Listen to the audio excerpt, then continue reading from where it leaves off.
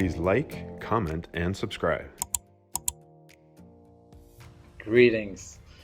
I'm Martin and I'm from Ferda. I have a question centered on focus. I find that holding a focus can be very difficult, both in my spiritual practices and in life. I can try to hold focus, I can try to concentrate, but suddenly it's just gone. And I can just observe myself kind of sliding off without being able to stop it. So, how can I establish a focus that is strong enough? Thank you. Working with focus in our practices, it's quite complex and more difficult than we often would like it to be, because the idea is that I place my focus over there and then I hold it and then it works. The challenge we have with our own minds and our brains is that it consists of so many programs. You have habits, you have programmings, you have autopilots, you have all of that. And that is operating based on the instructions that it has, your brain has learned both through genetics and experience. And it completely controls the show. And when you just, I want to place my focus over there, it means nothing. If you have like 1,000 programs just running, dictating your thoughts, your subconscious, your programs, your future, what you do, and you just place your focus, it doesn't help. So how can we then work with focus, and is there any point? The trick, if you want to place a focus, is that you have to follow it up with action. Remember, how we learn is first of all through actions. Our brains are here in this world, and its job is to make this body not only function, but survive and achieve things. So it's physical and practical. And the brain is wired to relate to everything going on the inside as a way to process and analyze, to be able to predict and strategize better actions, better movement, better goals, better achievements. That's what it is about. And the mistake we often do is that we place a focus and then nothing. And then it takes so much time holding it there. You can sit in meditation for years and just focus, focus, focus, focus. But it's difficult for the brain to learn. And I've seen this so many times also with people dedicated to their spiritual path.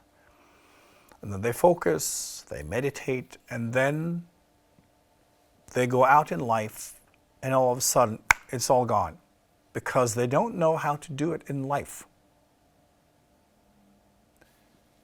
The mistake is that the brain programs itself based on your actions. So you need to do what you want to be. That's how the biology works. So if you want to place a spiritual focus, you need to interpret that as action. The brain will only establish an autopilot or a programming when it understands what you're trying to achieve as a person and how your focus somehow should change what you do and what state you want to be in. Because for the brain, the state, the chemicals, where you are in yourself, that's the goal. That's also the sign that you have succeeded in the game of survival. So, This is also why I focus so much on incarnation and why we need to be present in our bodies, in our lives, and we need to do things on a practical level. We have to practice, we have to be that person in life. So there is no distance between the consciousness that we want to be in and the consciousness that we are when we interact with the world as a person. And as you probably have experienced in yourself and with other people, there can be slight differences between who we experience ourselves to be in a spiritual practice, at a retreat, all of that, and then we go out in life and we behave like that. The key and the most important spiritual practice is life. And that's how you reprogram yourself. By behaving as that mature individual. Behaving as that person of consciousness. We've all been there where we claim that, oh, I'm in this consciousness and then I got disturbed by this asshole, right? It's our go-to because we love tricking ourselves. It's what the ego does. But my point is that you can work around it. Whenever you want to study something, whenever you place a focus, immediately try to figure out, what does this mean for me as a person? What should I do to verify and manifest this focus? Because then you learn. When you then demonstrate that I am this person who does this, and this represents this kind of point of focus in my consciousness, then your brain will get it. So when you have repeated that pattern, repeated that behavior, shown yourself to be that person, worked on your personality and what you do, and demonstrated that type of consciousness, then your brain will accept your focus, because then there is consistency, then there is logic. You can't just sit in your practice and focus, because then it will only work in the practice. Understand? You train your brain to only be able to hold focus in your practice, and this is why it doesn't affect your life. One used to think that as you got older, you could train your brain by, for instance, doing crossword puzzles or, stuff like that to train your brain. What they discovered was it doesn't in general train your brain. It simply means that you get better at crossword puzzles. It does not have that general effect. So your brain is very specific. When you do something in a specific setting, in a specific way, that's what you really get good at. It does not translate into other spaces, other types of practices. So, this is what we're talking about. When you have a practice and you're able to establish a certain focus, your brain only sees it as belonging to that practice, that type of moment, that type of space. It does not translate to life. But when you live it, when you practice it in life, then your brain has a broader understanding, because then it's who you are as a person. That changes everything. Then the brain will be able to universalize that understanding, because after all, it's who you are. So then you will have that focus in your practices, in your thoughts, in your emotions, in your actions, in your stories, in your subconscious. It will be everywhere, because it's who you are.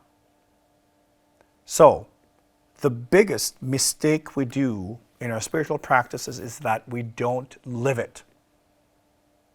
And I've seen this so many times And you've probably experienced it yourself over and over again. We need to live our insights. We need to immediately see, if I want this consciousness, if I want to hold this focus, I need to do it in real life, and I need to figure out, what does that mean? How do I translate that into a practice in my life that demonstrates that I am this person with that type of focus? It's who I am now. So, less meditation, more living. Train yourself to use your life as a spiritual practice, so you do not walk around in life with no awareness. Because this is where we practice. This is where we are in true communication with the divine, because it's everywhere. It's not just in your practices in meditation. Meditation is necessary because we're so full of noise and we're so blind and deaf that we need to disconnect a bit to be able to listen. But it only matters for real when you're able to do the same thing in life. And the better you get at this, the easier it is to place focus wherever you want it to be. Because then your brain will calculate, how do I practice this in real life? How do I figure out my manifestations and expressions and thoughts and emotions and all of that? And then you become it. And then you bring that into your practices and meditation, and boom, there it is, and it's permanent. So the kind of dialogue between your outer and inner life has to be consistent. It has to be the same. Because unless you live it, it's not true. Unless you demonstrate your consciousness through everything you do without exception, it's not real yet. So, if you are in this wonderful high consciousness and then something happens and you behave like a terrible person, that's your level of insight. That's your level of true realization and consciousness, not what you achieve in practices. So see that as an opportunity. Transform your life until you see the divine as clearly in your normal life as you do in meditation. So if you can think of meditation as your kind of peephole, you get to lift your consciousness and see, from a more balanced perspective, but then you have to do it. You have to make it work for real, because this is where we are. And this is why focus is both simpler and more complex than we often want it to be. Becoming this person for real takes a lot of work.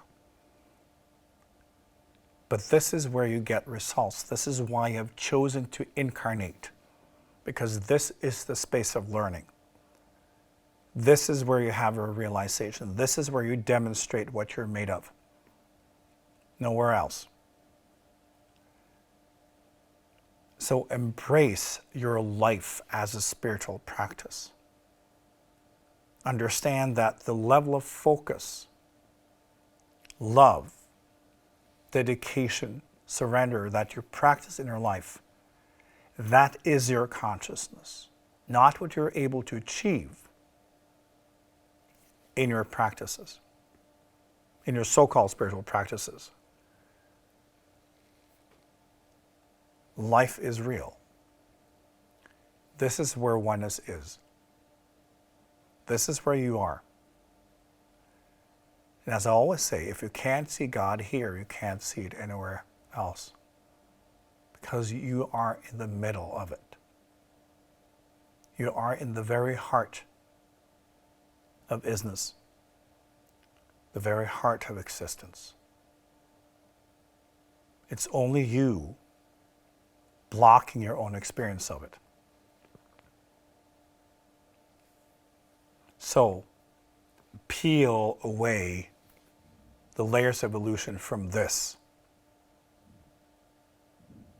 And then you're showing your true dedication as a spiritual explorer.